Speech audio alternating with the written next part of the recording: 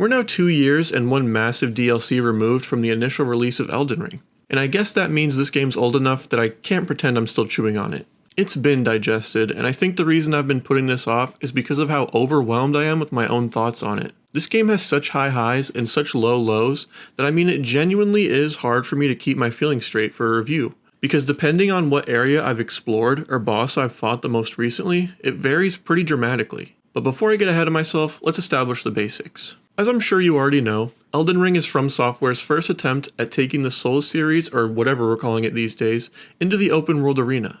As their games usually are, this has been incredibly successful financially and critically, adding thousands of new fans to the ever-increasing FromSoft hype train. A train which, as you may know, I've been riding for nearly a decade now. I love the challenge of these games, I love the bosses, but you could probably tell that just by looking at me though. I'm a bearded white guy with glasses in his 20s. Find someone in that demographic who doesn't have strong feelings about Dark Souls 2. The reason I say this is not to prove my credentials so you take my opinion seriously, although that is a convenient side effect.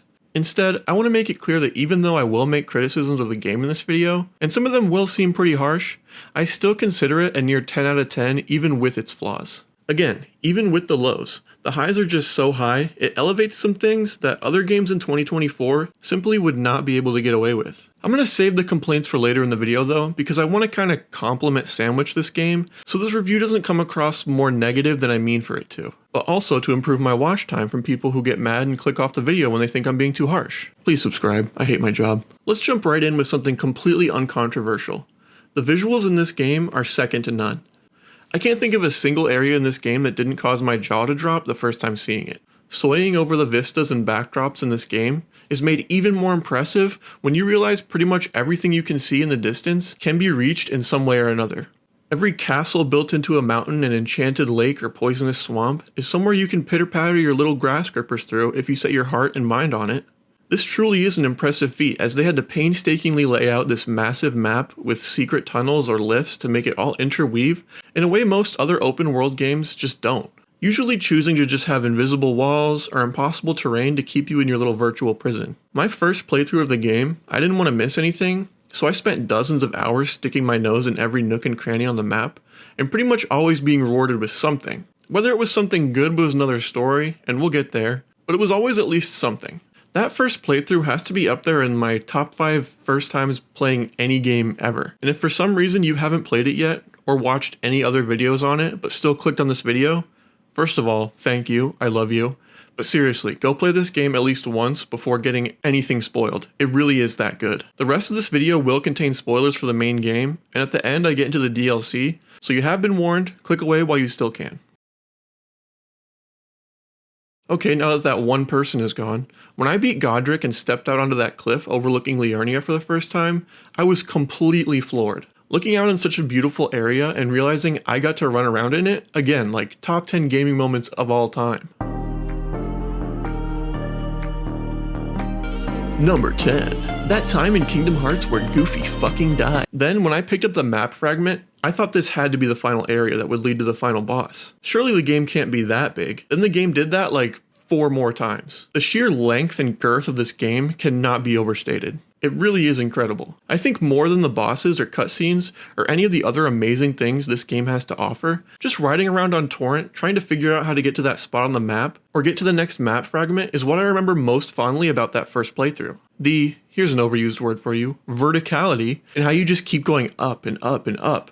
Really, I have no words. It's just unheard of how impressive this map is. While the actual exploration of these areas is a lot less interesting on repeat playthroughs, now that you know where everything is, the visuals never get old. But sure, now that I've mentioned it, let's get into exploration. Playing the game a second time reveals just how much of the game is made pretty much pointless if you know not only where to go, but more importantly, where not to go. You see, Elden Ring has a bit of a problem with rewards, and my theory is it has everything to do with them not really knowing what kind of rewards to put in an open world Souls game. Typically in one of these games, when the exploration of the world is more linear, rewards for being observant are things like a bonfire or a shortcut that makes the path to the next boss easier, something to level up your healing flask or weapon, or more of a wild card like an NPC with a quest line or covenant. These rewards always felt special because the game was able to have resources that were so rare yet useful to any player that it conditioned you to always be curious and question whether that was a real wall or not. It also meant you didn't really miss out on much content if you didn't care about a specific reward, because the maps were so linear. If you didn't want the item in that room, just run past the room. The problem with doing this for Elden Ring is the map is massive. Doing the same type of exploration rewards would mean either spreading them out so thin that the world feels empty with no reward at the end of most dungeons, or having so many level up rewards that it could ruin the balance of difficulty. Either needing to go down 100 dungeons to be the proper level for the next boss, or getting you over leveled with too much exploration. The latter of which the game already has a bit of a problem with. I think most of us the first time playing the game didn't even go to the Weeping Peninsula until after Margit, because the game literally tells you to go to him first. Then went back later only to completely blast through the area with no challenge. But From Software, they're a smart company. They realized rewards were a problem, so they made some decisions to varying degrees of success. The first new feature they added were talismans. These are basically equip slots that allow you to find items that permanently boost an aspect of your character, which occasionally comes at the cost of a trade-off, and as I'm writing this, I'm realizing this is just what rings used to do. So it's actually not a new feature as much as a new paint job on an old one. Regardless, I do think talismans are cool, and I think the reason they did this was because talisman pouches make more sense as a reward than allowing you to use another one of your fingers for a ring. Try coming up with a logical reason why you can't put a ring on your finger now, but could after killing this guy. Maybe you need to get it resized at Dunkin' Diamonds to fit on your pinky, and he has a coupon? I don't know. Unfortunately, talismans, rings, weapons, spells, spell slots, etc. all have the same problem, where most of them are going to be useless to your specific character. Your first playthrough, it's still exciting at the beginning to get something with a cool name and read the lore and its description, but towards the end of the game, when you've just earned your 30th useless talisman that boosts fart damage negation, it stops feeling exciting to get one. And I'm not even really going to get into crafting books and materials. You don't need me to tell you that that shit is pretty pointless. They maybe could have added like a hunger or tiredness mechanic to make crafting actually relevant, but god, that sounds awful. I'd rather just be able to ignore it the way I already do. But again, From Software is a smart group of people, so they realized they still didn't have enough of a reason to encourage players to explore rather than just skipping content and boss rushing. And that's why we have...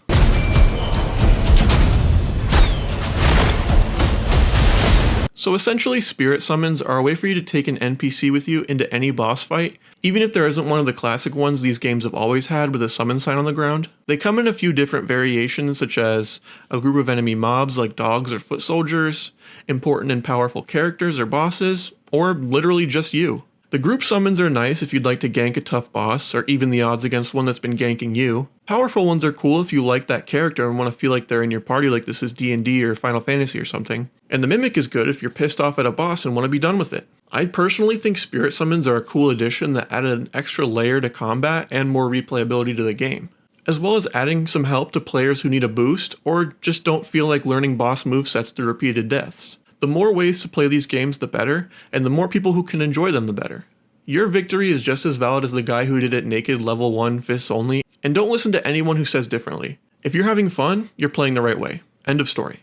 And what Spirit Summons also did was it gave you another thing to find as well as the upgrade materials for them, so that no matter what build you make, you can always have some sort of summon in your back pocket to help you out of a jam, or if you just like having them.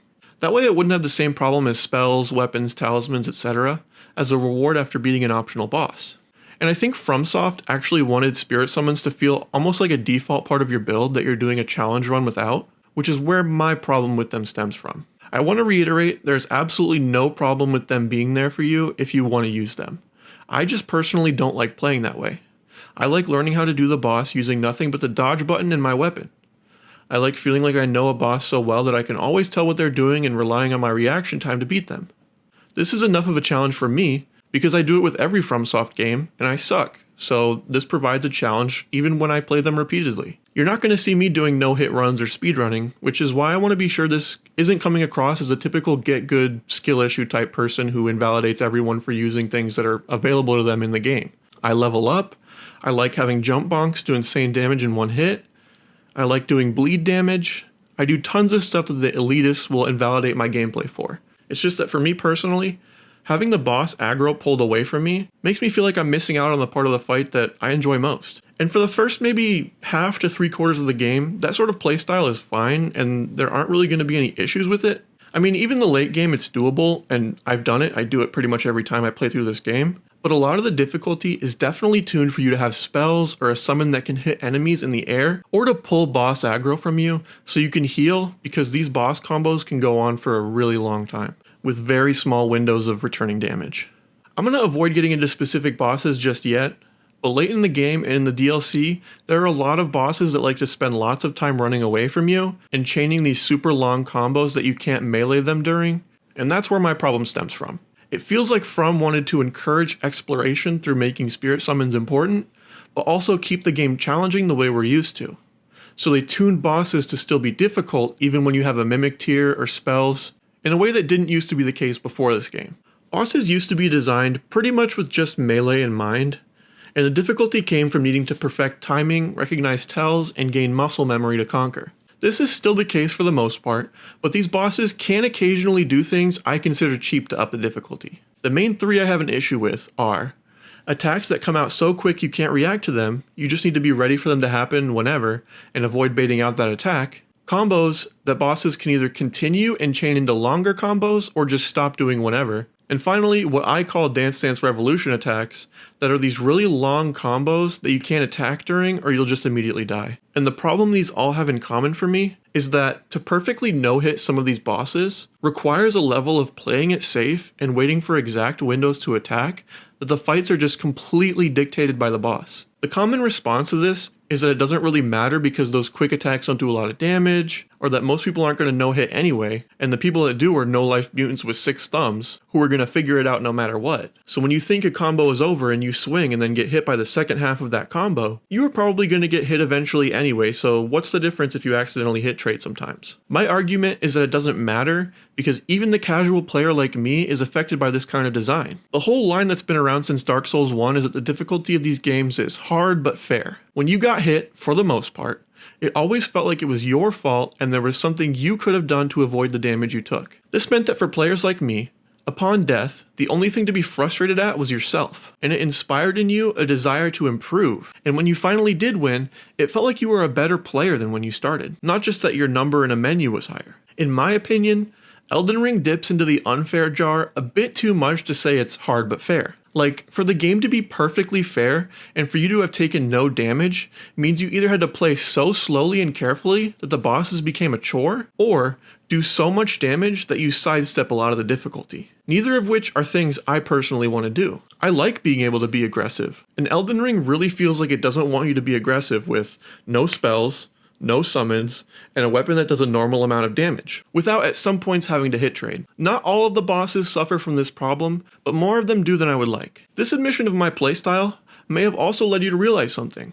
I don't use spells, I don't summon, I usually stick to 1 or maybe 2 weapons per build. There are only so many talismans that can work with this playstyle, and Great Runes, which I haven't talked about yet, only do anything if you burn a fairly rare resource, which I never end up using in any of these games, similar to the humanity from Dark Souls. So what is there for me in this open world? Well, there's the legacy dungeons, obviously, but those are in other Souls games anyway, so those don't really count, because that's not really part of the open world. There are cool bosses, which I don't want to discount. There are a fuck ton of bosses, and it's impressive even if a lot of them are reskinned or just copy and pasted. There's the beautiful scenery, which also shouldn't be looked over. This game is absolutely beautiful from start to finish. But what that means for my playstyle is that my rewards when I explore are, it looks really pretty, and I might get to fight a cool boss and gain some levels for the main bosses. And again, that's a blessing and a curse, because if you do that too much, you might get over-leveled and completely trivialize certain important bosses, which are the main things that are fun for me in these games. And thus, after my first playthrough of the game,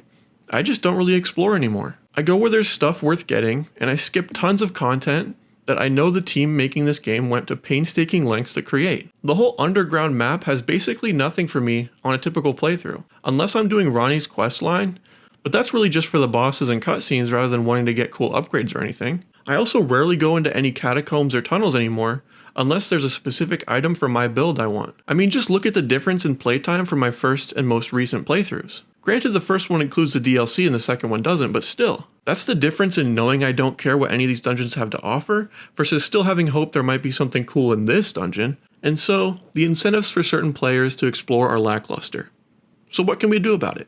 Well, the most obvious one to me is armor pieces. Adding more and making them less stat reliant and more about fashion genuinely would make me want to collect them and find the coolest combinations of outfits for my character, rather than basically just always doing the jump attack cape. The DLC did actually add some of my favorite pieces, like the dry leaf set makes me look like a Jedi, And for me, that's worth having worse stats. Like that outfit in combination with the Milady moveset makes me feel like I'm playing that old Revenge of the Sith PS2 game, which is a huge compliment because that game fucking rules. An idea I actually had a while ago was maybe after you help out Bach, what he can do is take a buff from one piece of armor and put it on another one. So you can have the aesthetic you want for your character, while also having the added benefit of buffing yourself with apparel. Also, bring back armor leveling. I don't know why it's gone. It would have been perfect in this game and would actually give me a reason to use all my extra smithing stones. Also, some sort of leveling for Torrent. Basically, he has no change from the beginning to the end of the game, and adding armor or attacks he could do while traveling in the overworld would have been awesome. It's a huge missed opportunity in my opinion. The DLC kind of addressed how neglected he was, but it wasn't really the sort of improvements to Torrent I had hoped for, just more like stat increases. Also, let me name him like in Zelda and change his fur color like in Red Dead Redemption 2. Something, anything, please. And my final idea to make exploration and just the size of the map matter in general, and please bear with me on this one, this is just an idea I'm throwing at the wall, but maybe like factions with certain allegiances, villages, or even maybe just a few houses with people actually walking around and living in. Maybe even a house I can buy and customize. Stuff that's pretty standard in open world games nowadays because it makes you feel more connected to the world and the changes that can happen to it. Like, for example, imagine if after you beat Godric, Stormfell was just like your castle. You inherit the soldiers and maybe some subjects, and Limgrave is now just like your territory. Now when traveling in that area, spots where the Godric soldiers used to just be hostile towards you now have Godric soldiers fighting against other hostile mobs, and you can help save the boys. It doesn't even have to be super in-depth. I just think something like that would make you feel a connection to this world and want to help. Maybe that sounds too Ubisoft to you, but this is more the sort of thing I envisioned when I heard open world FromSoft game. Perhaps my hopes were too high, and I should have been more realistic, but also I don't think these sort of things wouldn't have been doable. Like when I went to the Roundtable Hold, I was hoping for more of like a home for your character, and you could get a room or something that would just make you feel like you're living in this world more than the other games.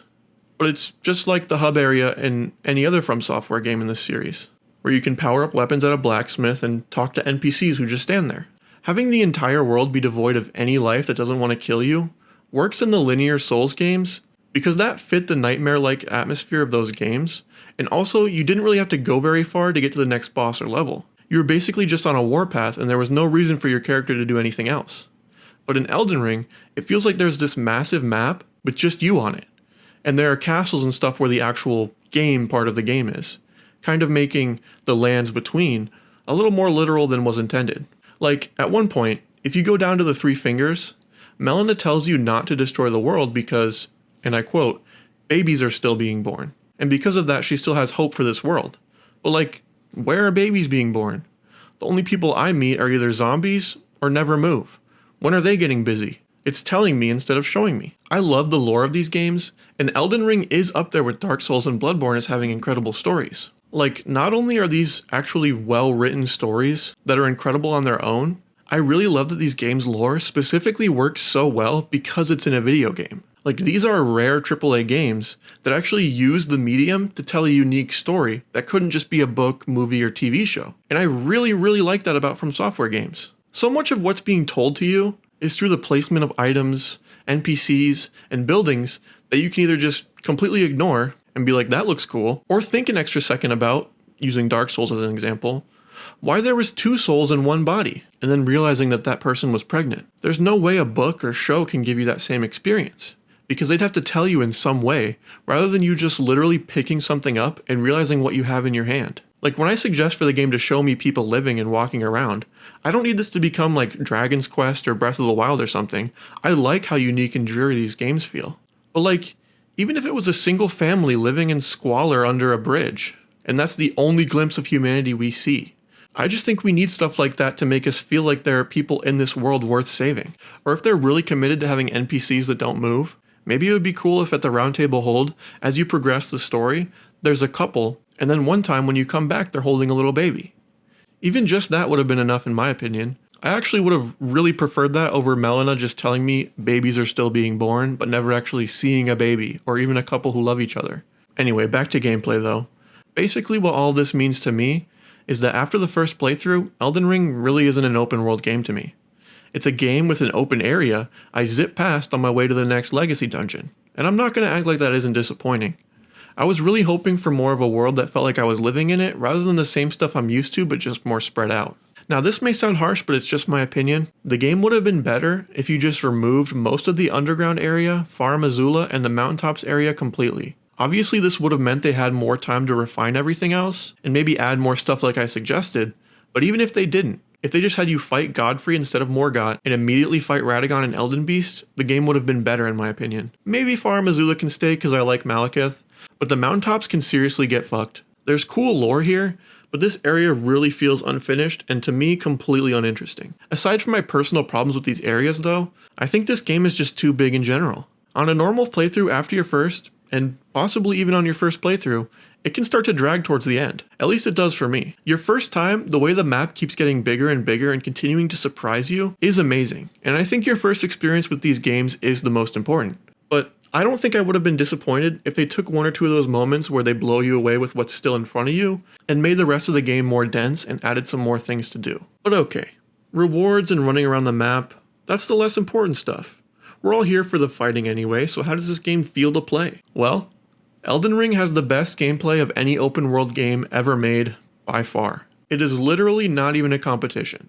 The problems with this game all come from the incentive structure to get you to engage with the combat and not the combat itself. Fighting enemies in the open world and most bosses are just as good, if not better, than Dark Souls, Bloodborne, Sekiro, any of them, which is pretty insane when you think about it. Like, we've gone our whole lives being like, yeah, the gameplay in insert open world game sucks, but they had to spend so much time making a giant map that they couldn't also make the combat innovative. Then Miyazaki and his team come along and laugh as they drop this absolutely massive map peppered with enemies that are actually exciting and unique to fight, and hundreds of unique weapons that all feel different. Truly, I just don't know how these guys do it. Whatever special sauce they're cooking with over there, I need it inserted directly into my veins. And that sauce is what has kept me coming back to this game, despite all my hangups with the exploration and open world. At the end of the day, even if this is just another Souls game, but more spread out, I love Souls games, and I'm going to keep loving them as long as FromSoft keeps making them. So with that said, let's judge it as we would any other Souls game.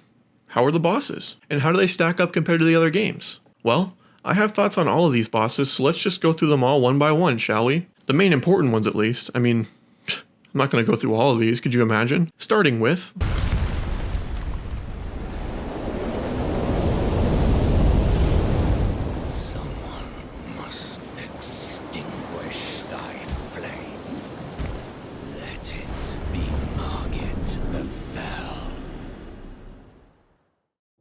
Margit is the first real roadblock to new players. The game tells you to follow the guidance of Grace, and they lead you immediately to his boss room, where you'll swiftly get smashed and trash-talked by the man himself. The main thing he teaches you right away is to come back after looking around for a bit. Unless you're a really good player, which you're most likely not, you should get a better weapon, more health, whatever else you may need, and come back when you're ready. I think this is a pretty good way to teach players that if they're stuck, or a boss seems overtuned, to do some more exploring and leveling first. Unfortunately, I do think this has an unintended side effect.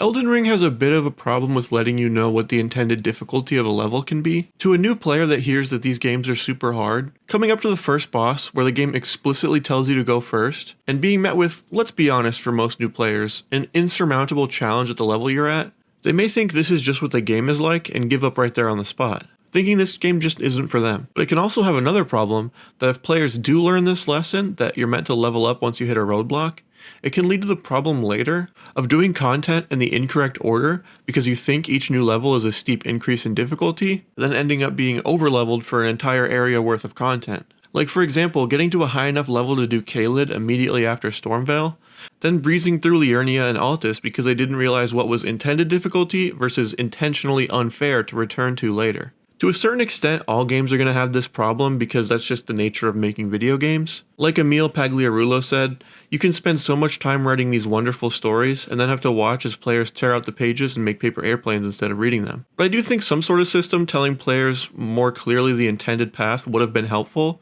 even to veterans of the series like myself. Something like all graces being programmed to point to whatever the next intended boss is rather than just always pointing to the same place. Or even just Melina telling you, well done, here's where you should look next after every main boss you complete. But okay, we got a little bit sidetracked. At the proper level, how is Margit himself? Well, I think he's pretty good. For the most part, I think his tells are pretty fair, and while his combos can go on for decently long, I think they're reasonable to expect players to be able to dodge and return damage in a way that feels fun. I have more I could say about him, but I'm going to save it for a boss later that will either be super obvious once we get to it, or is already super obvious if you've already played this game. The way I'm going to be breaking down these bosses, rather than just doing a tier list, is going to be a total score out of 50 based on 3 weighted characteristics that show what matters most to me as a player. So we have 20 points out of 50 devoted to how fun I find it, 20 for how difficult I think it is considering fairness as well, and 10 for presentation. And for Margit, I think this fight is decently fun, so out of 20, I'd give it a solid 15. I want to leave room because I think there are better fights, but he definitely for the first one is very good. Difficulty is maybe a 12. It would have been higher if you asked me after the first time meeting him, but I'm pretty comfortable with everything he can throw at me after playing the game so many times. In presentation, I'll go 8. I like how the fight starts with a cutscene and how he jumps at you from a mile away. And put these foolish ambitions to rest definitely got in my head after the first 30 times I heard it or so. So Margit finishes with a score of 35 out of 50 or 70%, which in my opinion is pretty perfect for the first boss. Very good to start out while leaving room for improvement.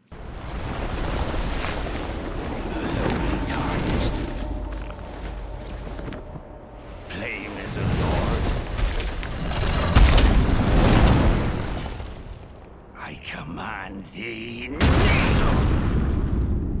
I am the Lord of all that is golden.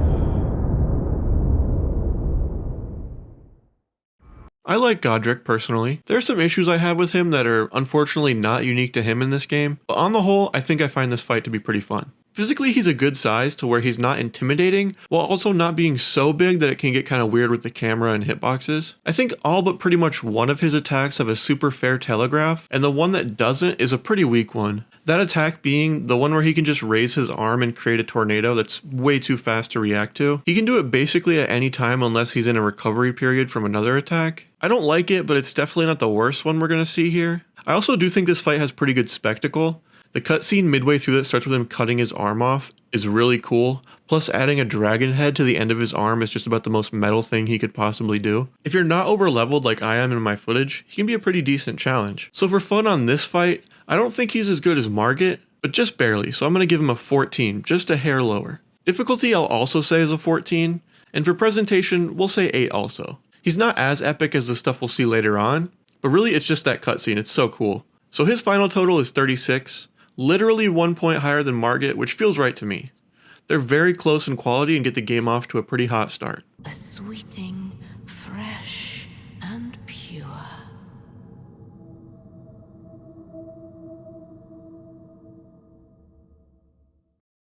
This fight is a gimmick fight, but I don't find it like offensively bad, just more boring than anything. You got the phase 1 that would be frustrating if you were trying to like no-hit it or rune level 1 or something. But if you're just playing normally, the attacks are fairly weak, so you're going to survive while you're doing the puzzle. Then in the second phase, I'm not 100% sure of the lore, but I think it's like you're fighting a projection from Ranni, so like this isn't the real Rennala, but like a secret weapon she made because she wanted to protect her mom.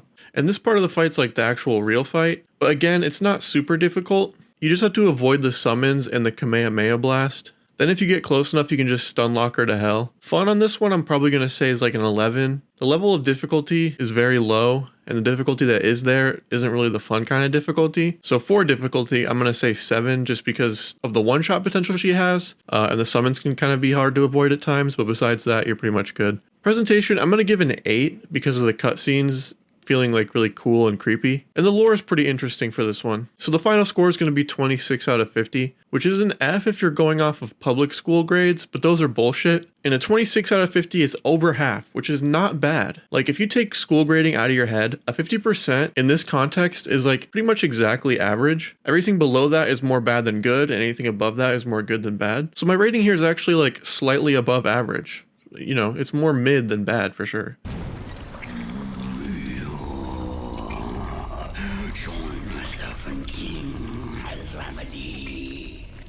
Together we will devour the very god. I don't know what the hell it is about this boss. Everybody keeps telling me it's easy, and maybe it's because I always do it when I'm underleveled, and that's my fault, but for some reason I always struggle with this fight. It's another gimmick one, but personally I find this one better than Renala. You have to use a weapon they give you in the arena, kind of like Yorm or the flying manta ray boss from Demon Souls that I can't remember its name right now. But hey, if it ain't broke, don't fix it. Because I love this sort of trope of a magical weapon designed to be the foil of some great beast. As for the fight itself, I can find myself being frustrated by it at times, mostly because I'm just frustrated at myself that I'm struggling at something that everybody keeps telling me is easy. It's a fairly straightforward boss though, and it's pretty fair as well. In phase 2, he does an attack where you just have to like run away to survive it, and I hate that kind of thing. So for me, a 13 feels right for fun. Maybe that's low because of bias, but that's just my opinion. Difficulty, I'll say 15. I think it's pretty fair aside from the boring time waster attack. And spectacle, I'll go up to 10 honestly. The voice acting in the arena you fight this disgusting thing in just feels so evil and hellish. And even that attack I hate mechanically, I have to admit, does look pretty fucking awesome. So for a boss I don't really like, he gets a 38, which is the highest so far, which, yeah, that's probably right.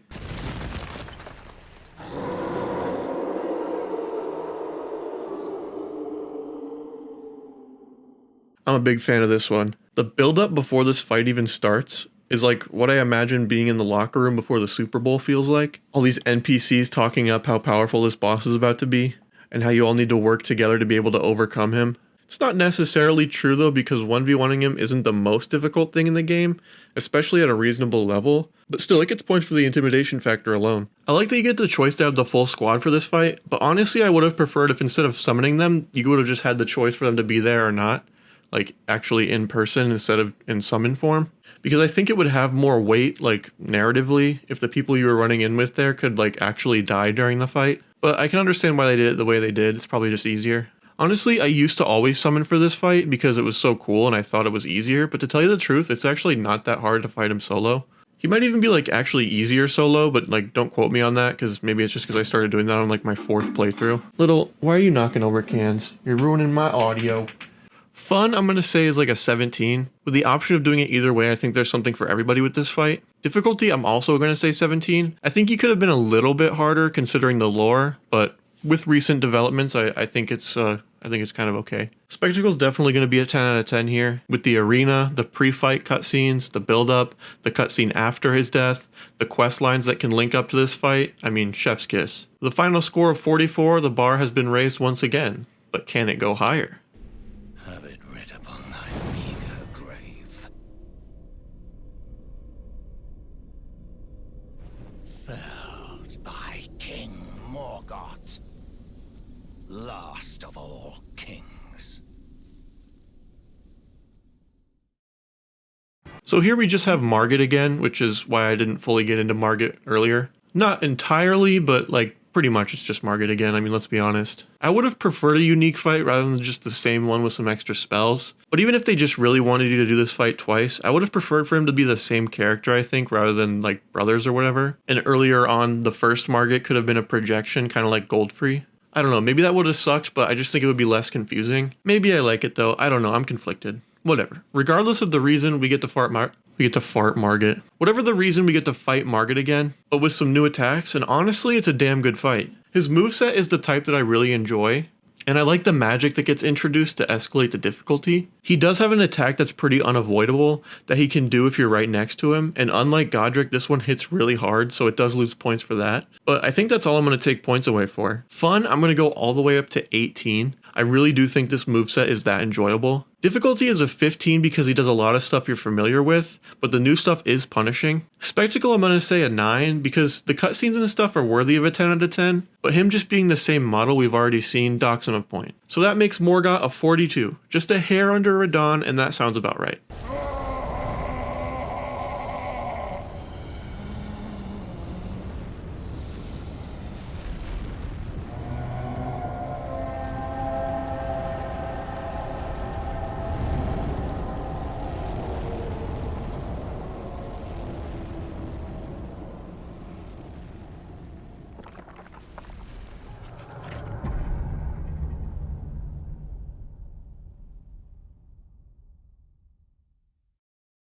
So my one major issue with the fire giant is just that one fireball attack. Not the one that shoots at you, but the one that just slowly gets closer until you trigger the explosion. and has the potential to one-shot you if you're not maxed out on health. Everything else about this fight I'm okay with for the spectacle and lore. I'm fine with fights that are essentially you doing small damage to a big slow guy who can do big damage if he ends up actually getting to hit you. But I just hate the delayed explosion balls because they have a tendency to sneak up on you, which is not a good thing on a fight that's designed to be really long and where one mistake can kill you. Besides that though, I think it's a whatever fight. Fun is, if I'm being honest, probably like a 5, which, I mean, that does sound pretty low, but nothing he does really requires any brain activity beside the splody balls. So you're just tickling his toes until he finally dies. Difficulty will go right in the middle with a 10 just because of the balls and the fact that the longer the fight goes on, the more potential there is for something to go wrong. Spectacle is definitely what saves this fight. Lore-wise, visually, and the arena it's in are all 10 out of 10, which leaves the Fire Giant at a 25, which is perfectly average, and that feels about right to me. It's kind of a boring fight with interesting lore at the end of a kind of boring area that has interesting lore.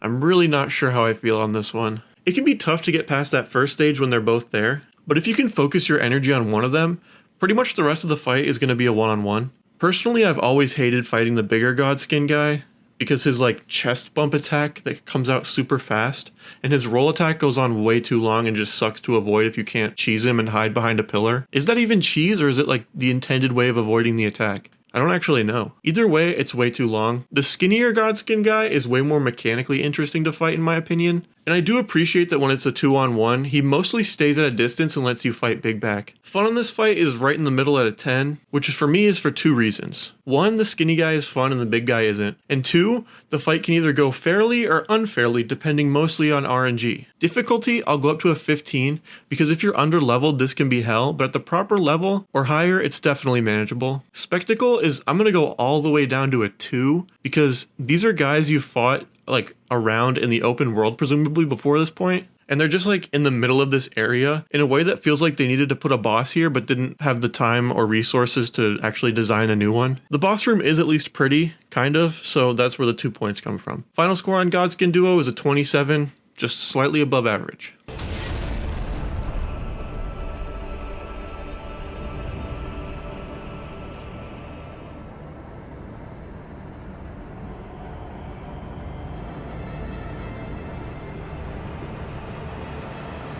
Malekith is pretty awesome in my opinion. Visually, he might be my favorite looking boss in the game. His armor and sword are just really awesome. Plus his face reminds me of my childhood dog when she got old and gray, which is automatic bonus points for me. I also think his first phase is actually like completely flawless. It's really fun to learn as it becomes essentially the run back to the real fight. I also do enjoy the second phase. The only thing I don't like about it is how much time he spends just like up in the air doing flips and being unhittable. If you don't have projectile attacks to fling at him, that is. I think that's really just my biggest problem with a lot of these bosses coming up. In my opinion, the best bosses are aggressive and in your face, but with moves that are reasonably dodgeable if you get good enough, which I think the first phase is leagues better with. Lore-wise, I think it's really cool that he's just like, alright, I'm losing the fight, time to bust out the death magic and do what I gotta do. And again, he just looks so fucking sick. Cower before Malekith the Blackblade goes insanely hard. Fun's gonna be a 19 for me. First phase is perfect, but we lose a point on the second phase because it doesn't feel as cohesive, and he does run away too much, but I don't know. I just kind of smile through the pain sometimes because he looks so cool. Hey, I never claimed to be unbiased. Difficulty is interesting on this one because again, the 2 phases are so different in what you need to learn and avoid. We'll say a 15 on this one because I think the second phase can be really punishing if you make a mistake, and the first phase is not a cakewalk either, so you've probably had to burn through some heals to even get there. But with 60 Vig, you'll pretty much be able to heal through any mistakes. Presentation is an easy 10 for me, leaving Malekith the Blackblade with a final score of 44. It's a flawed fight, but I still like it, almost like a metaphor for the whole game.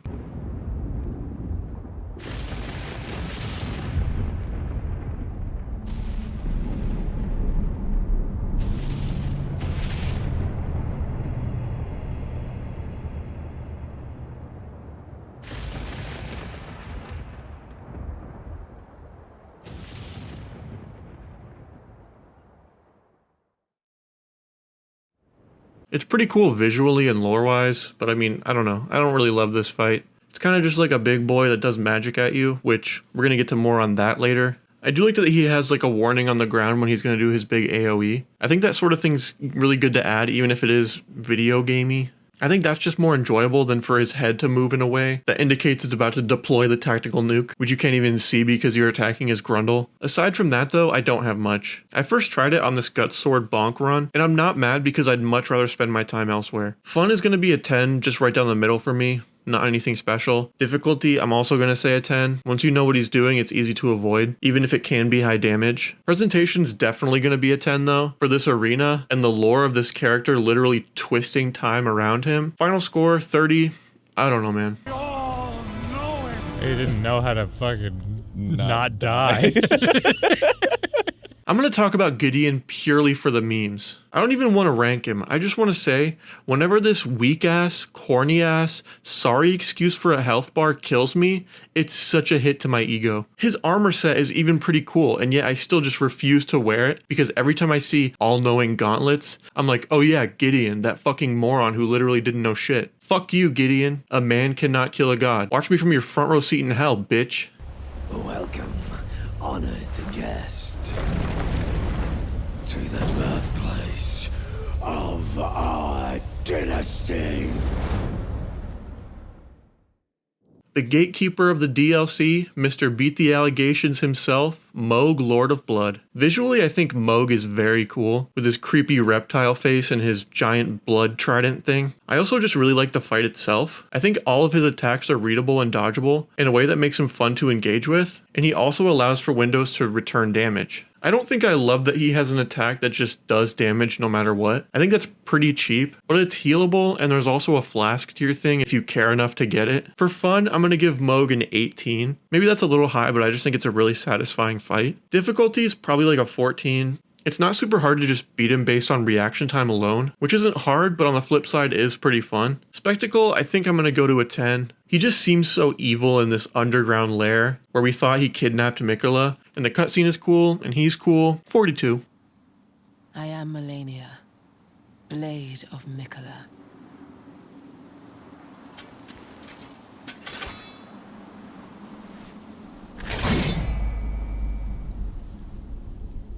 And I have never known defeat. Here we go. Melania just might be the worst fight in the game, and it's literally one attack that takes her from probably being my favorite boss to the worst. Yes, Waterfowl Dance is that fucking bad. But let's back it up. When the fight first starts, you notice her gimmick is that she takes health back when she hits you. Personally, I have zero problem with that. It's basically a way to guarantee you have to actually learn the moves if you want to win solo. It's also my punishment for saying Bloodborne's my favorite Souls game, so I can accept that. And her moveset is an incredibly fun one to learn. Her moves are telegraphed but quick in a way that looks really cool and stylish, while still being fair. And I can't stress this enough, is super difficult. Like, even if they removed Waterfowl Dance, I still think people would find this to be one of the hardest fights in the game. Then, if you get over that hurdle of phase 1, which is honestly harder than most bosses, you get to phase 2. And in this phase, she gets attacks that can do Scarlet Rot buildup, she can still do Waterfowl, and now she can do this cloning attack where you just have to like memorize a pattern like this is a bullet hell game or something. I know there's a way you can dodge Waterfowl if you do it perfectly. I know I could take the attempts to learn it, and the cha-cha slide dance moves, and stop on your right foot, don't forget it, I know, but I just can't be fucked. I know the attack is BS, you know the attack is BS. It changes the entire fight and forces you to either just be ready for it at all times, playing super carefully, or accepting that if she does it more than like twice, you're probably just done. So I've just stopped doing this fight. It's fully optional, and I don't enjoy it, so I just don't. Melania can just sit in her tree and rot away for eternity. Literally. Doesn't matter to me at all. It kinda does suck that there's a moveset in there that probably would be a fun one to learn, but for me the best strategy is just to hit trade and do as much damage as possible, because the longer the fight goes on, the more chance she has to do Waterfowl. The thing that concerns me the most is, when this game first came out, Melania was the boss that everyone was talking about, because it was just so hard and so unfair. And you know what that means? A ton of people picked up this game because everyone was talking about it. It concerns me that the lesson From might learn from this is that we don't need to worry about making fights satisfying or fun, as long as they're hard enough that people are talking about it. I've regained some faith since the DLC that they don't feel that way, but please Miyazaki, I promise the fight would have still been good and difficult without waterfowl. You don't need to resort to this sort of thing to keep upping the difficulty with the game. It's okay, I promise. He's not watching this, so I'm just completely embarrassing myself. But anyway, let's rank her out of 50. I'm gonna give her a 12 on fun, because I'd say on the attempts where she doesn't waterfowl too many times, it's like a 17. It's just the fact that she could at any time that makes me take off 5 points. Difficulty? So fairness does factor into this number. It's not just purely higher means more difficult. A perfect score would be really hard, but also still fair. So here's what I'm gonna do.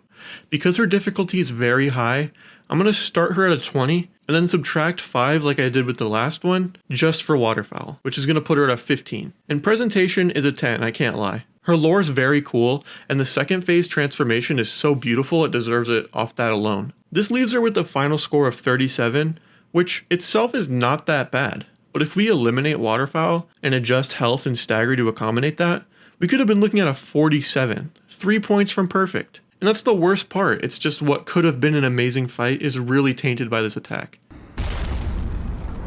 Upon my name as Godfrey, the first Elden Lord. Godfrey's my favorite fight in the game. My literal only problem with him is I wish he had more health. When he kills me, I'm actually a little bit happy. I'm like, yes, I get to fight Godfrey more. I think his first phase is so cool with his little lion service animal. Then he says, I'm not taking my pills anymore, mom, in phase 2 and goes full Joker mode.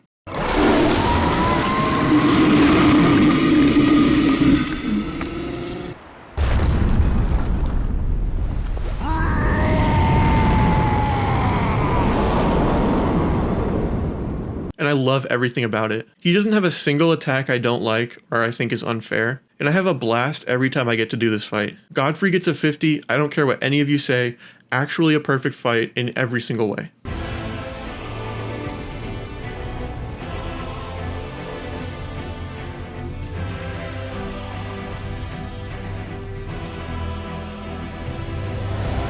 This fight is kinda balls. I don't like it from a lore standpoint, I don't like it from a difficulty standpoint, and I don't like it from a fun standpoint. First of all, this fight makes the almighty Radagon look like a complete chump, which I guess is fine if you want to make a point about deifying people in power. Cool, I guess. But then the fight just takes a ridiculous turn, and now you're essentially fighting God, who for some reason looks like a mix between a Stegosaurus and a light fixture in a museum. I get that Radagon is like a puppet, and that's why you have to repeatedly kill him to get to Elden Beast, but the phases are so different, I feel like they clash as one fight. I'm not going to pretend I know better than their story writers, especially not George R.R. Martin, but I feel like doing a Bloodborne thing, where you can either become the puppet instead of Radagon, or choose to have to fight and kill the beast on its own, would have been better than just over and over again slaughtering poor Radagon. I mean, he deserves it, but still. Then when we look at these two parts as bosses on their own, they're both really flawed in my opinion. Radagon is super easy despite the fact that his attacks have the same windup but all come out at different times and try to roll catch you. The real challenge of this phase is healing if you get hit, which isn't super difficult to avoid.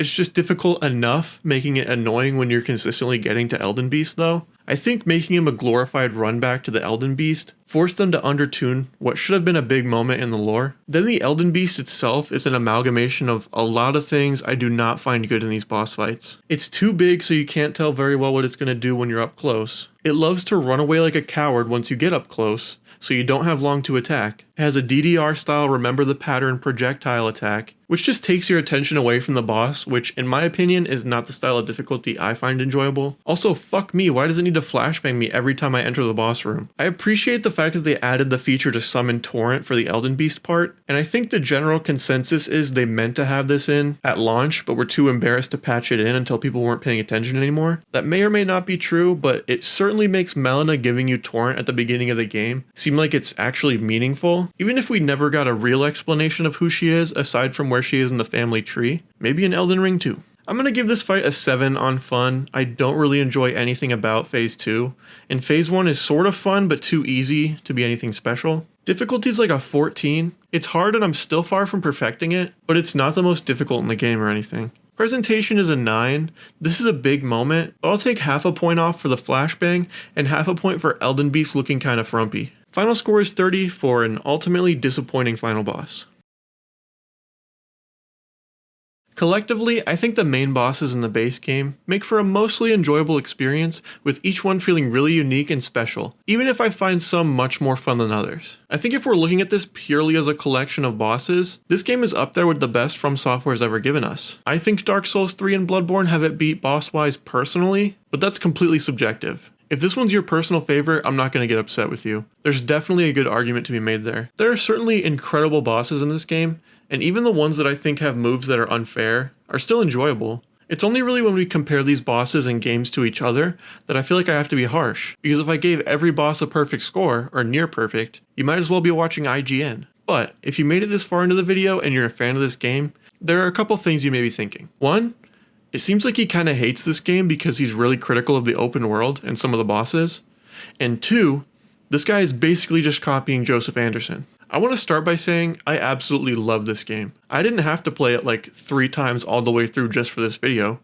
In fact, it probably would have been better for my channel to drop this video while the hype was still at its peak from the DLC. I wanted to be thorough and give the game a fair shot, but the main reason I kept going was because I just really enjoy playing it, and I wanted to play it more and more. The reason I'm harsh is because 1, it's easier to explain why something is bad than good, and 2, because I care so deeply about these games that I want them to get closer and closer to perfection with each entry. Even the quote-unquote bad bosses in this game are better than good bosses in, dare I say, most other games. The gameplay is so good, and for the most part, it's the icing they put on that delicious cake that can be improved, like the world, rewards, NPCs that actually do stuff outside of combat, etc. At the end of the day, this game is competing for what spot it gets in my top 10 favorite ever. That's where the nitpicks come from. This is a huge step from what these games used to be and what they're becoming, and I think there was always going to be growing pains. If you look at games like Mario 64 or Ocarina of Time that were huge leaps in the industry, those games have things in them that feel dated or didn't quite work out, and have since been improved upon in almost every way. But on the whole, we still call those games masterpieces because, well, they are just really fun to play, but also because they were revolutionary. And I think Elden Ring is on that level of pioneership. I make criticisms not to be the contrarian, actually this thing that everybody loves sucks kind of guy, but instead because I think this game is a monumental achievement for the art form, and I want Elden Ring 2 to be even better than 1. Shit games are always going to be shit, and dunking on them is fun, yes, and there is a place for that. But when a game like this comes along that captures the community's attention the way Elden Ring has, I think we had the opportunity to push video games to the next level by tightening a couple screws and trimming some fat, if you'll allow me to mix metaphors. Not that I think I know more than From Software, but hopefully you know what I mean. My criticisms come from a place of love and excitement for what comes next. As for the Joseph Anderson allegations, yeah, a lot of my points are very similar to his. His video was so thorough and I agreed with it so much that I thought I would never make a video on this game, because I just thought it was going to be too similar. I do think I'm higher on the game than he is though, because he literally said he isn't interested in the continuation of this series, and I'm on the opposite end of that spectrum.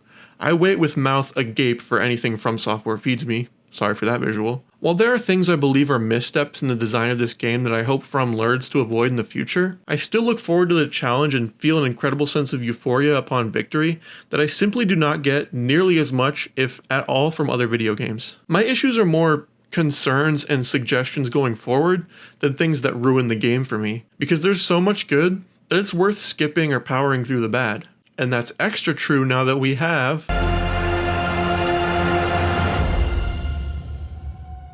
That's right, baby, we're not done yet, because Miyazaki decided to slap his massive nuts back onto the game industry's forehead and release a DLC that is about the size I expected the base game to be. And as these DLCs usually do, it vastly improves the base material. I think so many things I don't like about the base game are really tightened up in this DLC, starting with the map, which feels much more dense while still feeling massive. Where the base game can get annoying to run through on repeat playthroughs, the DLC's size is perfect to feel like there are areas to explore and find while never dragging. If we do get an Elden Ring 2, I hope they keep the map closer in size to the DLC rather than the base game. Obviously a bit bigger, but keep it dense and focused the way the DLC is. Also, this may be me just feeling the excitement of the DLC still being new, but I feel like the look of these areas are more varied and refreshing than the base game to me. The lush and green area made me so happy the first time I made it there. Since Dark Souls 1, we haven't had an area this green and full of life. It nearly brought a tear to my eye after 12 years of grey, sad rubble. The Cerulean Coast is also beautiful, and there's even an underground portion of the map, and because it's relatively small, I didn't get sick of it, which I think is the biggest biggest thing for me. All of the base game areas are interesting the first time you look at them, but because they're so big,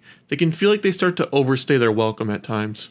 The biggest innovation gameplay-wise was the blue Skidoo We Can Too fragments and the Spirit Ashes. Skidoo fragments, or the streets are saying they're just called shadow fragments, so I'll just say that. But I think they're such a smart way of scaling everyone up to the DLC's level. It gave me an exciting thing to keep exploring for, and every time I found one, it was a huge dopamine hit. I think these are also a big reason people initially found the DLC so hard, because they didn't realize that they're pretty necessary to progress through the DLC. Maybe it could have been conveyed better or something, because we were hearing the recommended level for the DLC was like 130 or something, I can't quite remember the exact number. And that's true if you also have the correct amount of shadow fragments for whatever area or boss you're currently working on. As for the Spirit Ashes, I didn't care as much about leveling up my summons, but those also scale Torrent's health, so that's cool even if you don't use your spirit summons. I would have liked more stuff for Torrent like I talked about before, but it is at least something. All in all, I feel like this open area is the perfect size for the amount of bosses and legacy dungeons there are here. It never feels like you have to slog your way through miles of pointless nothing on your way to what you actually want to do. They even put mountaintops on this map, but they were actually good this time, and optional I might add. Even the Frenzy area, which is my least favorite by far,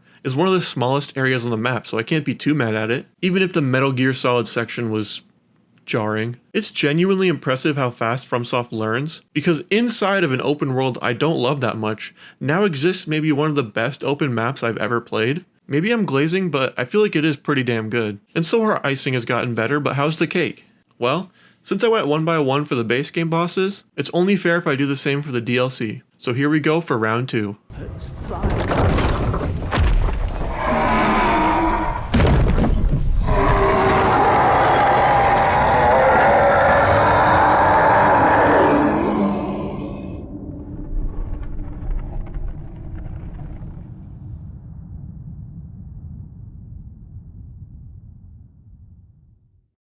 Visually, I love the design of what is clearly a costume being controlled by people inside. I really also like that the boss's moves all reflect that being the case. My issue has been figuring out how I feel about this boss's difficulty, because I don't think I've fought it at the intended level yet. I've gone through the DLC 3 times, once on New Game Plus, and each time the experience I had has been different. I do think this boss is good though. I'll just need to do some more experimenting to see what the best fragment number is to make this fight the most fun. So far, I've pretty much just always no-skilled my way through every time, with healing and hit trading, because a lot of the time I just really can't tell what he's doing up close. As for my rankings, I'm going to say 15 for fun, 13 on difficulty, and 10 for presentation, mostly because I just think it's so cool that it's a puppet, but also the elemental phase transitions are really cool. Final score, 38 out of 50. These are all subject to change though, as this is just how I feel after literally 3 fights with these bosses.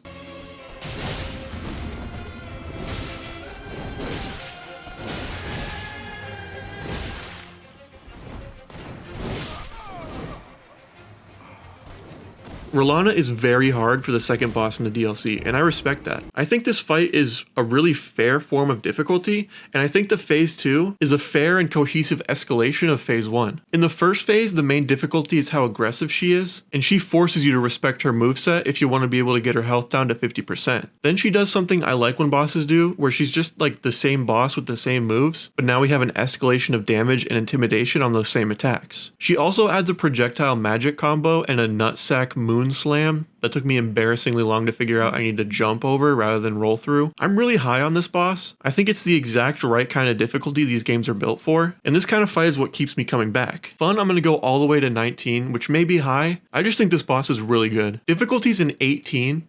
On the first run, it probably would have been higher, but now that I know what I'm doing, it's a little bit easier. I think her moves are all fair and avoidable, but her aggression keeps me on my toes. Spectacle leaves a lot to be desired because we're fighting her in a really bland arena, with very little if any lore that I know of at least. So I'm going to give her a 5, basically only for the nutsack attack and her magic blades, leaving her with a final score of 42 out of 50, which is very high considering how little wow factor this boss has.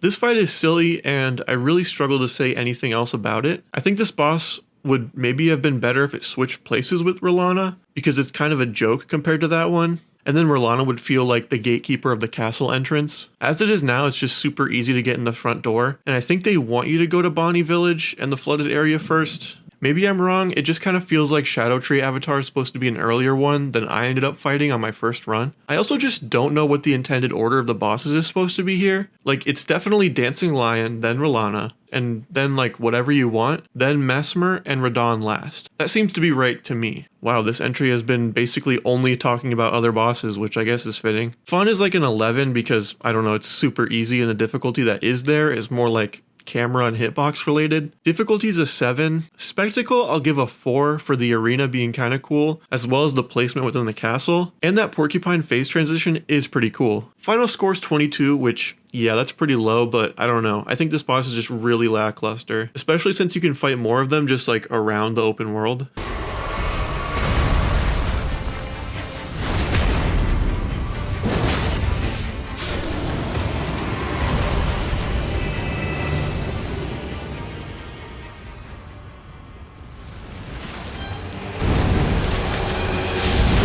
This boss is so weird. Something about the way it moves and my depth perception makes me feel like I get hit by everything up close, and then when I have a shot at the weak point, it's just always slightly out of my range. It also has a lot of magic projectile and explosion attacks that I don't want to call frustrating because they're not super hard to deal with. It's more annoying to have to dodge them when trying to catch up to the boss after it just ran away or something. I'm gonna give this boss a 12 for fun. The spells and stuff are annoying, but when you get that meaty damage on its face, it's really satisfying. So I'm gonna give it those 2 points above average for that. Difficulty is probably like a 7. It's really not hard at all besides that one triple explosion attack it does that kills me a lot. And that's annoying because it always does that at the very end of a fight that can last kind of long. Spectacle, I'm going to go all the way up to 8 because the arena is very unique and cool looking in my opinion, with the tree providing a super cool backdrop. Then it having 3 health bars and coming back after death was like really surprising to me the first time because I think it's the first time they've ever done something like that, at least that I can think of. Final score is a 27, which is slightly above average. It's just not my favorite.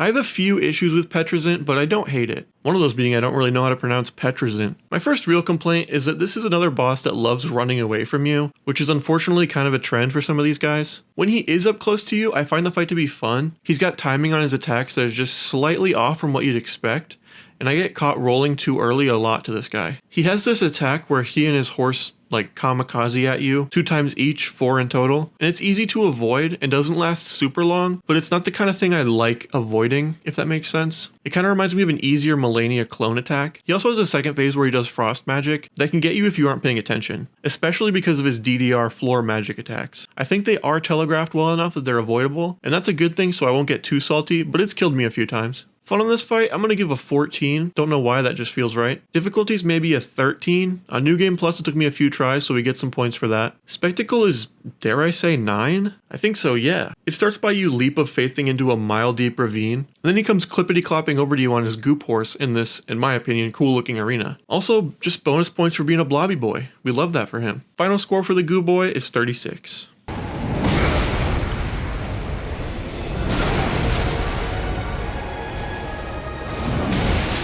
I really don't like this fight at all. It just kind of feels like a big blob with attacks that are pretty easy to avoid up close, and magic attacks that kind of waste your time. The boss reminds me of the One Reborn, just less ugly, very slightly less ugly. All of its movements are so alien and unnatural that I find it tough to not get hit by a lot of them. When it does that one crab walk at you from the side, I really don't know how to avoid that besides just running away, which in my opinion is more annoying than fun. And all of his magic attacks also annoy me. Personally, I just really don't find anything exciting about this fight, aside from killing something I think is so disgusting. Fun, I'm gonna give it an 8. Below average. Difficulty is like a 10 because it's not easy, but like it's also not going to get you on the edge of your seat. It's just kind of whatever. Spectacle's probably going to be a 9 just for this arena and the intrigue of getting under the church for the first time. It does lose points for me for looking so stupid in my opinion, so it's not going to be a 10. I just can't bring myself to give this guy a perfect score on anything. 27. Initially, I really didn't like this fight, and it's still not my favorite or anything, but I have come around on it a little bit. So I suspect this fight was meant to be done on Torrent. Maybe that's not the case, but it just feels like the size of the arena and the fact that he's on a mount seems like they wanted this to be kind of a joust. Here's the thing, don't fight him like that. It absolutely sucks and is way more frustrating than just fighting him normally. Fighting on Torrent always kind of sucks, even if he is leveled up, and this fight is just better if you don't have to worry about Torrent's health and calling him back. With that stupid fucking message about using a heal to resummon him, like I get doing that once at the beginning of the game, but I have hundreds of hours on this game, just let me call him in. They even actually made the little icon have a flask on it when you call him back after he dies. That's enough of a heads up about having to use a flask, dude. Anyway, because this feels like it was supposed to be a Torrent fight, he doesn't actually have that many moves he can do when you're on foot, so it's actually not that bad of a fight to have to learn. His side to side combo can be really hard, the way his hits are staggered, so I've just started rolling backwards like a madman when he starts doing that, and I usually survive it. Everything else is really easy to dodge, besides the charge that he always starts the fight with, and this is the one and only attack Torrent is actually good for. It can be hard to dodge normally, so what I do is I hop on Torrent when I see him charge, and try to jump over it. If it works, you just avoided a difficult attack, and if it doesn't, Torrent takes most of the damage anyway, and we're not really going to be using him for this fight, so it doesn't really matter. So, because I've learned to like this fight, I'm going to give him a 16 on fun. Maybe that's a little high, but whatever, I'm feeling generous. Difficulty's probably like a 15. I think his attacks are pretty fair and possible to avoid. Some of them are just really hard to perfect, which is a good thing. For spectacle, I'm going to give him a 7 because I think this arena is pretty cool, with all the bodies left over from some battle that took place here. And plus, I like that he's on a giant pig. I think that's just swell. Leaving Gaius with a final score of 38.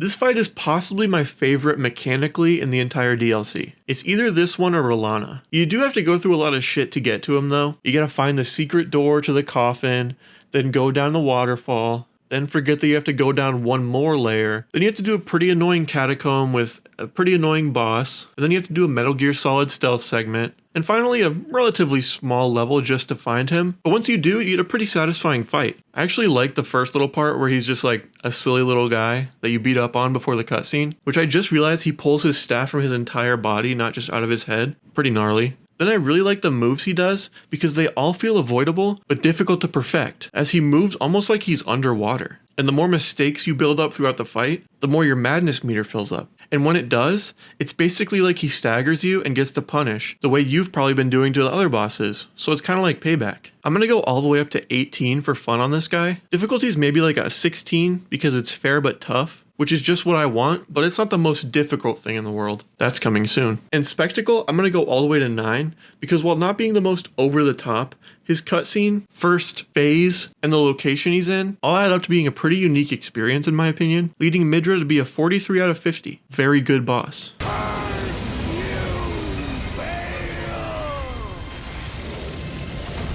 I hereby vow you will rue this day. Behold, the true great warrior, and I, Egon, your fear made flesh.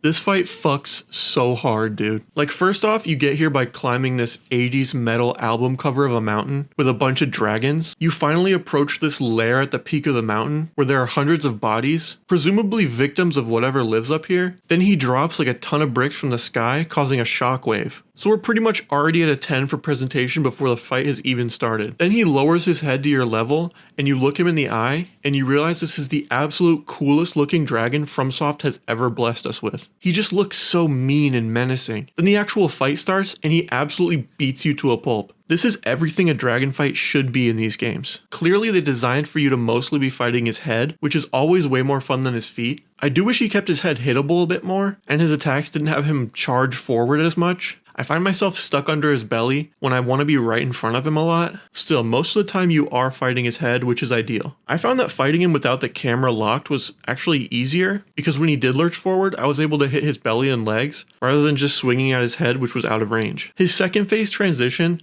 starts with a flying away projectile attack, but honestly I'm fine with it, just because of how visually cool it is. Plus it doesn't last super long. Then fighting his second phase is tough because his attacks now have AoE splash damage and delayed explosions, which unfortunately push me again away from his head and towards his belly. All in all though, I'm willing to look over a lot because this fight just feels so cool. So for fun, I'm going all the way up to 18. Very close to a perfect score, and it probably would have been if I could be right in his face more. Difficulty's probably like a 17. I still struggle, but because I like the fight, that's a good thing. Spectacle, I'm gonna break my scale and give this guy an 11, because it's just that good in my opinion. Especially when you bring that one NPC who absolutely hates him.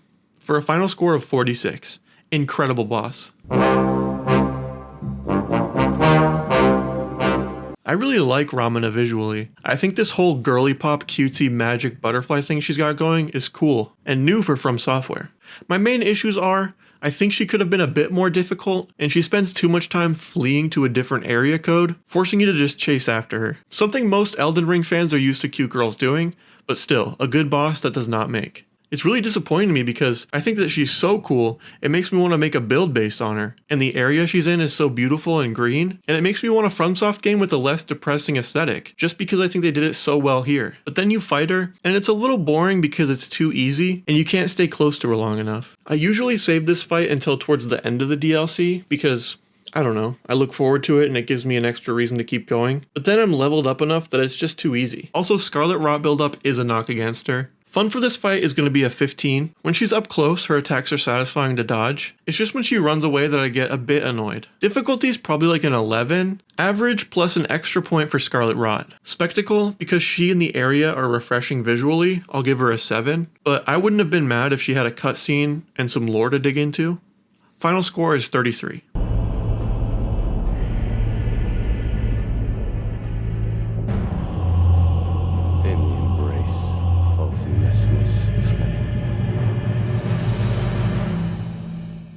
I've beaten Mesmer 3 times, and while I have had fun fighting him every time, I do have some issues. Firstly, and the biggest one, is he has a waterfowl type get out of the way or else kind of attack, which as you know are not my favorite. Second, he has the snake attacks in phase 2 that I feel like they have some hitbox weirdness.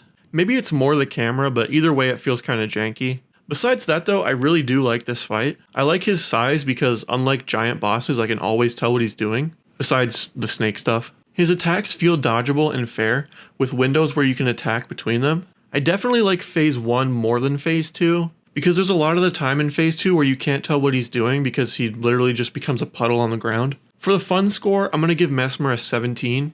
Enjoyable with some issues. Difficulty is probably like an 18. I've seen people say he's easy, but he always gives me at least some trouble. Spectacle's a 9, because I think he's cool, but I still feel like he was a little bit of a letdown. He was all over the marketing material for the DLC, and I feel like his lore and the vibe of this fight, while cool, left a little to be desired. Maybe I'm just salty because him being Melena's brother doesn't explain much. I don't know. Final score is 44.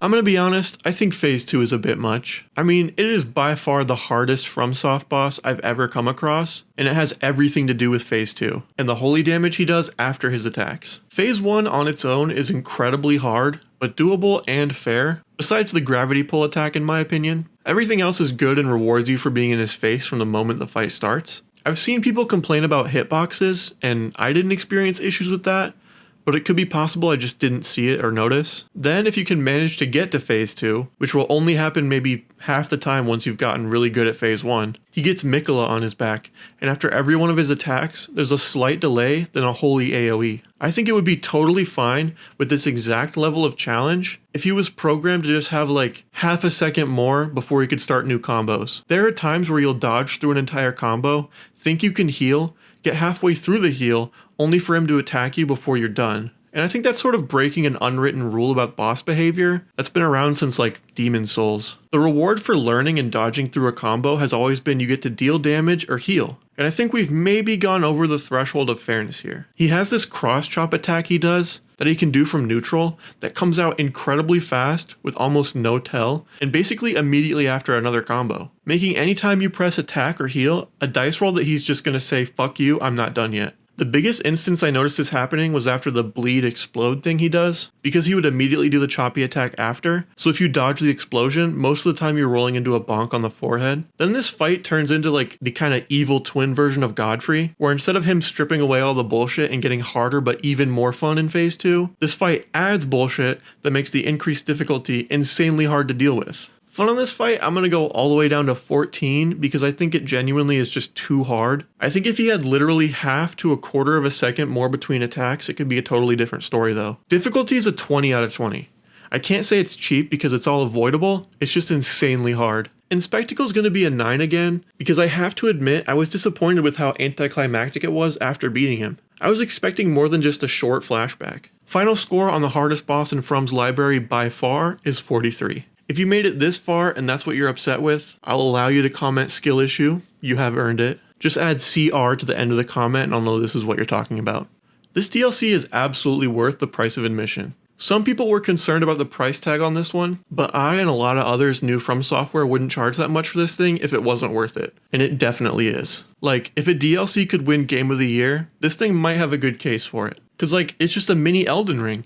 And when my biggest complaint with the main game is it's too big, that's exactly what I needed it to be. It renewed my interest in Elden Ring, which I hadn't picked up in a while, and because of that I actually finally got the Platinum Trophy for the main game. Even if some lore things weren't completely tied up, a lot of it was, and we really got a good idea of who Miquella is, and why he was in the situation he was in, which was a great hook. It's got me excited for what comes next again, while also being happy to just have it and enjoy it going forward, and that makes me really happy. I'm just really glad that Elden Ring exists and that I can play it, especially with this new expansion. Despite any of the things I consider flaws, this game is a masterpiece. There's a reason so many people love it and that it's done as well financially as it has. There are even lots of people who feel that the things I list as flaws are things they actually enjoy about the game. I've seen videos of people saying that the exploration is specifically what they enjoy about Elden Ring more than the other games in the series. And I don't have the hubris to claim I know better than them. I'm just a guy with a couple thousand subs who likes the sound my keyboard makes when I type into a Google Doc. It's an experience that I'm willing to put up with headaches to see all the way through. And at the end of the day, that's kind of what all these games are to me. Dark Souls has a weak second half. Dark Souls 2 is the black sheep, but underrated, more on that in the future. Bloodborne, I can't bring myself to criticize, but other people do. Dark Souls 3, well, Dark Souls 3 is pretty good all the way through, but it does have its low points. All of these games have ways they could have been better, but it's the imperfections that make us appreciate the good in them sometimes. And now Elden Ring is added to that list as a game that isn't perfect, but it doesn't need to be. She's very beautiful to me. Thank you so much for watching this absolute doozy of a video, especially if you made it all the way to the end, which is the only way you're hearing this, so I don't know why I said that. As you probably know, this is a really long video for me. Usually my videos are like, 20 minutes is like the longest I usually go. So, yeah, for me to go over an hour especially was a pretty big leap. I just felt like I had to go in depth with like each individual boss, and that ended up taking way longer than I thought it would. But yeah, I was hoping to get like more videos out over the summer, but I guess one long video is kind of similar to that, because when you think about it, it's almost like this is like 3 videos, whatever. But yeah, I just want to say I really appreciate you watching this. If you made it this far, subscribing, liking, commenting, everybody, I'm sure you hear all the time that those things are really helpful, but like really they are, because they push my video out to more people, and ultimately that's what helps me the most. If you're feeling extra generous and you want to know a way to help me out beyond just a like and subscribe, I do have a Patreon. Currently, I don't have anybody actually signed up for it. It's just the one tier. I believe it's like $3 or something like that, just because I didn't really think much about it because there wasn't really like a demand for it. I was kind of just making it in case people wanted to sign up. So if you do want to sign up, that's there. That's a way to support me, and and if we get enough people signed up for that, maybe eventually these videos could start coming out more frequently, because I could focus on this as more of like a part-time job rather than a hobby like it is right now, which I'm totally fine with. I enjoy doing this and I do it for the fun of it. But if you want these videos to come out more frequently, that would be the way that would end up happening, because right now money is the main concern in my life. But yeah, that's all. Really appreciate you watching this. If you sign up for the Patreon, you're awesome and I love you. And if you don't sign up for the Patreon and you watch this whole video, you're awesome and I love you. Like it if you liked it. Comment anything that you may have agreed with or disagreed with throughout this video. And subscribe if you're not already subscribed. Really appreciate it, all you guys. And I'll see you in the next one. Well, I'm going to have myself a little nap. The only thing to do, really, after a nice toast.